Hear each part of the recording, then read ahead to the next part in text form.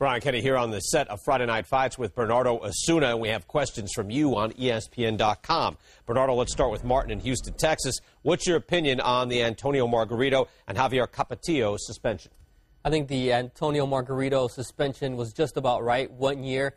I don't think he really was the man to blame in terms of what was going on with his hand wraps, but they needed to make an example of him. The Javier Capetillo, I thought, was too lenient. If anyone was to be punished for this, it had to be the trainer and the man who does the hand wraps, and that's Javier Capetillo. I think they could have gone a lot longer on Javier Capetillo without any excuses. I think they were lenient on Capetillo and they were heavy on Margarito, but Margarito's was well-deserved at least 1 year. Now, the thing is, I don't think he should fight because if he disrespects that suspension, then I don't think they should give him back his license in California. Both guys have to come back after 1 year, and they can try to get their license back. No one's saying it does automatically go back in 1 year, and that's a very good point. He starts fighting a bunch of times in Mexico, they're going to think, you don't take this very seriously. It's a good point. This is from Javier in San Antonio. What have you heard about Margarito lately? You know, he was actually at a benefit soccer game for Genaro Chicanito Hernandez, the former lightweight world champion who's battling cancer. And, you know, he played soccer along with some other boxing celebrities and other famous personalities. He was pretty happy about being there. You know, Javier Capetillo actually was one of the organizers for this event. And, you know, he says he's still leaning towards fighting in Tijuana if it happens. But the other thing he's considering is it worthwhile fighting in Tijuana? The other thing that he did there was a joke about the fact, he says, does anybody want to check my cleats and make sure they're not loaded?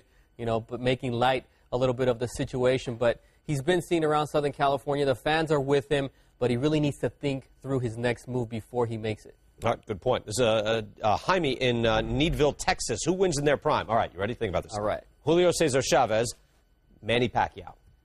I'm a big Chavez fan, but I'd have to say Manny Pacquiao. I mean, I think the fact that Manny Pacquiao has the speed, the accuracy, really, I think that's what Julio Cesar Chavez had trouble with. If you remember the Meldrick Taylor fight, he was losing that fight up until the 12th round. Pernell Whitaker was also, you know, a guy who really could give anybody trouble. And I think that's where, somewhere in between, you have Manny Pacquiao, a mix of those two guys where he can be elusive, he can be quick and blinding with his speed, and also had the power. So, me duele, it hurts, but I got to go with Manny Pacquiao. I can tell it's hurting you even to say it. All right, who will be the next great boxer coming out of Oxnard, California? That question to you.